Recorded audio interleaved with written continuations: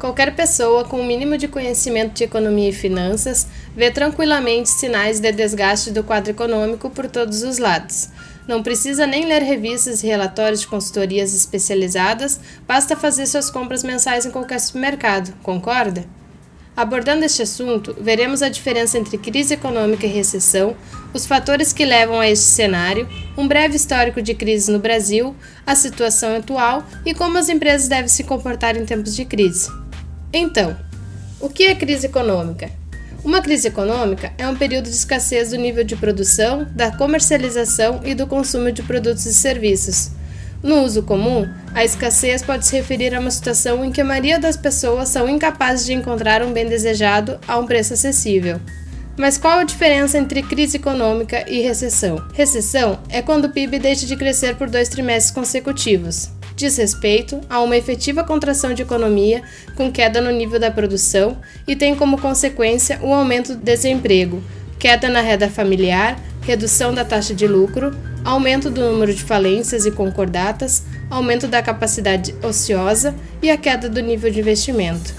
Os anos de 2015 e 2016 foram os primeiros na série histórica de contos nacionais a apresentarem resultados negativos anuais consecutivos, desde o ano de 1948. Em 2015, o PIB caiu 3,8% e em 2016 recuou 3,6%.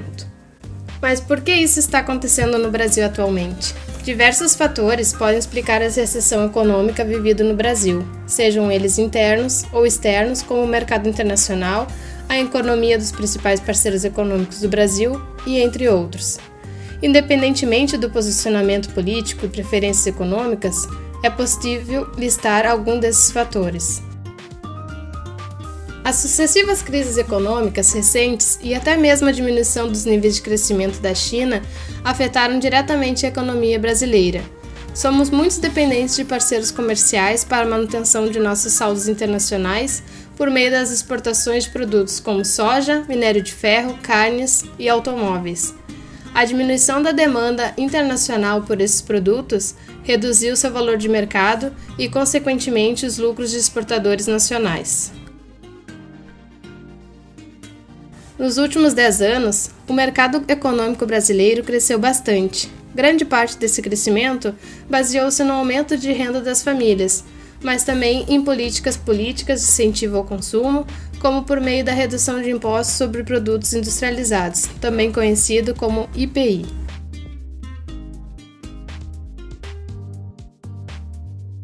A taxa de juros estabelecida pelos órgãos reguladores financeiros é uma das formas de manter a inflação no país sob controle, assim como os níveis de produção econômica. A diminuição de juros é uma forma de estimular o crescimento, já que facilita o crédito e proporciona mais investimentos produtivos. O governo incentivou excessivamente essa política de diminuição dos juros nos últimos anos, demorando a reagir aos sinais de que o mercado nacional estava entrando em recessão. Todas essas medidas também fizeram com que aumentassem as expectativas econômicas e a especulação no setor econômico. Um exemplo claro disso é a bolha imobiliária, já que os investimentos em imóveis ocorrem em médio e longo prazo, que é o tempo para licenciamento, construção ou regularização dos imóveis, mas nem sempre as expectativas de venda e aluguel correspondem à realidade do mercado quando o bem é efetivamente disponibilizado. Muitos investidores que compraram este imóvel na planta, há alguns anos atrás, hoje não encontram mercado para aluguel nos mesmos preços de quando o adquiriram. O resultado é a desvalorização de alguns investimentos neste e em outros setores. E a crise atual no Brasil? Muitos economistas acreditam que a crise de 2008 deixou pontos importantes para se refletir no atual momento econômico brasileiro. O convidado, professor e consultor empresarial em empreendimentos imobiliários, Eduardo Bugallo, vai nos explicar o que foi a crise de 2008. Boa noite, primeiro, professora Judite. Boa noite, professora Judite, a turma da Judite. Me convidaram para falar sobre a crise de 2008. A crise de 2008 ela foi a crise imobiliária, da bolha imobiliária americana. Normalmente uma crise daquele tamanho não tem um motivo só, mas o principal motivo foram os títulos podres, que se chamavam na época, que os bancos estavam vendendo empréstimo para quem não podia pagar e atrelado a várias garantias atreladas muitas vezes ao mesmo ativo. Chegou uma hora que estourou e imagina, qualquer crise que acontece na maior economia do mundo tende a gerar efeitos no mundo inteiro. No Brasil, teve até uma piadinha na época que a então presidente disse que o tsunami da crise americana ia chegar aqui e ia ser uma marolinha. Na verdade, a nossa crise hoje ela tem muito reflexo do que aconteceu antigamente. Naquela época, os imóveis estavam muito valorizados aqui no Brasil, uma espécie de uma bolha. E hoje em dia a gente viu que os imóveis estão começando a descer num patamar mais aceitável. Caiu muito o preço dos imóveis no Brasil desde 2014, 2013, mais ou menos, quando começou essa crise aqui no Brasil. Então essa crise aqui no Brasil ela já tem...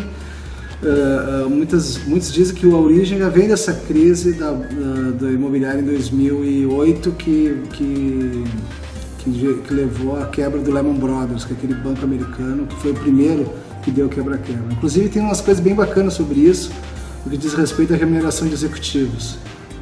Que naquela época os executivos da Lehman Brothers tinham direito a bônus e mesmo assim eles conseguiram quebrar o banco. Então, minha contribuição era isso. Um abraço, professora Judite, um abraço pessoal, boa noite.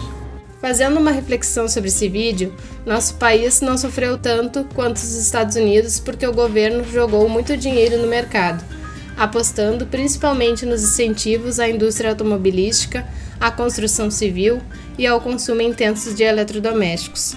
Foi neste momento que muitos brasileiros de classe média viram sua vida melhorar e tiveram acesso a produtos e serviços que antes não estavam ao seu alcance.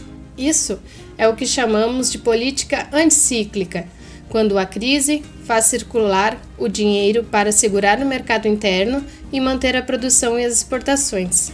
E é aí que está uma parte do motivo para a crise atual. A conta chegou com um déficit fiscal muito forte. O governo não consegue fechar as contas públicas e a inflação está muito alta. Este é o preço que pagamos para que o Brasil não entrasse em uma crise naquele momento. A primeira grande crise nacional ocorreu em 1822, quando Dom Pedro I proclamou a independência, ou seja, o país já nasceu marcado pelo desafio da superação. Nessa época, o Brasil vivia uma profunda crise econômica, já que na década de 1820 as exportações de açúcar estavam em baixa e o governo foi obrigado a fazer empréstimos na Inglaterra para indenizar Portugal pela independência e financiar a Guerra da Cisplatina. Porém, como em toda crise surgiu uma oportunidade, os fazendeiros modificaram sua gestão financeira e passaram a apostar na exportação de café para voltar a movimentar a economia nacional. 1929. Conhecido como craque de 29 ou a Grande Depressão, com a crise de 1929 que caracterizou a quebra da Bolsa de Nova York, a economia brasileira sofreu um novo forte impacto. Os principais países compradores do café brasileiro deixaram de comprá-lo. Na época, o governo de Getúlio começou a investir na criação da infraestrutura para o desenvolvimento da indústria no Brasil, e assim iniciou o processo de industrialização do país nas décadas de 1940 e 50. Crise da dívida. O governo do general Ernesto Geisel, empolgado com a prosperidade, fez vários empréstimos nos Estados Unidos. Porém, o governo norte-americano aumentou a taxa de juros, elevando muito o valor da dívida. Na mesma época, a inflação disparou. Ocorria então a pior crise financeira da história do país, que se arrastou por toda a década de 1980. Confisco da poupança. Entre 1990 e 92, o Brasil foi alvo de mais uma crise, o Plano Collor, que ficou marcada por um profundo momento de recessão econômica e agravamento da crise. O cenário só foi revertido em 1994, quando o Plano Real finalmente conseguiu estabilizar a economia. 2014 e 2017. Com o escândalo de corrupção na Petrobras, revelado pela Operação Lava Jato, o Brasil abriu as portas para grandes revelações de corrupção política. Isso corroeu nossa credibilidade e não é difícil compreender. Você investiria em uma empresa com um histórico de corrupção e ainda com casos que não foram solucionados? Outro motivo identificado para a crise é a falta de reforma política. Em um cenário tão crítico, será necessário mais atitude e menos discussões por parte do governo, que de certa forma sempre negligencia as áreas que realmente precisam de cortes de gastos e reformulações legislativas. E por fim, temos a queda do consumo. Já que aconteceram demissões em massa, obviamente o cidadão brasileiro se sente mais retraído para gastos domésticos, sendo de uma dimensão tão grande que afeta a produção industrial. Mas o que fazer em tempos de crise? Todas essas crises nos mostram que são nestes momentos que surgem as grandes ideias e as grandes oportunidades.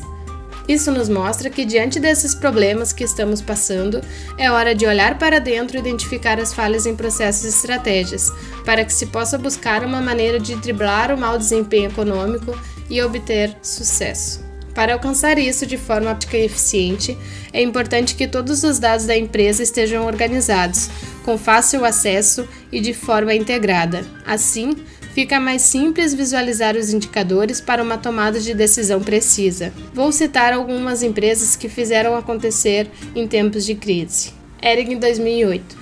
Os negócios iam bem até o período do governo Collor. No entanto, diante da crise econômica ocorrida naquela época, a empresa teve que diminuir o ritmo de produção para se transformar em uma empresa varejista. Foi aí que começou a vender franquias para a marca se espalhar pelo país, sem deixar de mostrar a sua identidade. Assim, a Hering recuperou a marca operacional e zerou a dívida líquida. Cielo, 2014. A empresa ampliou ainda mais o alcance de seus meios de pagamento e levou suas máquinas de crédito e débito para setores ainda pouco explorados, como o de educação e os profissionais autônomos. Lojas Renner, em 2016. Com um rígido controle de despesas da companhia e um conjunto de práticas diárias em constante aprimoramento, com foco na simplicidade dos processos e voltado à eficiência operacional. Um dos métodos realizados pela empresa para a redução de despesas foi a implementação de uma segunda tela nos computadores da seção de lançamentos de notas, sendo assim reduzindo em torno de 480 mil impressões ao ano somente neste setor. Ao todo, a empresa tem 300 lojas Renner, 85 Camicado e 59 Yukon. Fora do Brasil, a Renner começa a testar o mercado no Uruguai em 2017, com 2 lojas em Montevidéu. José Galó, presidente da Renner, afirma que, se o projeto der certo, a empresa pode abrir unidades em outros países da América Latina, como Chile ou Argentina. Como podemos ver nesse vídeo, vivemos em crise desde o descobrimento, porém, atualmente está se agravando devido às medidas a longo prazo utilizadas pelos diferentes governos ao longo dos anos como forma de amenizar as crises de cada época. Sendo assim, só nos resta esperar que a atual confusão no Brasil se acalme para tentarmos reerguer nossa economia e darmos um futuro melhor para nossas famílias.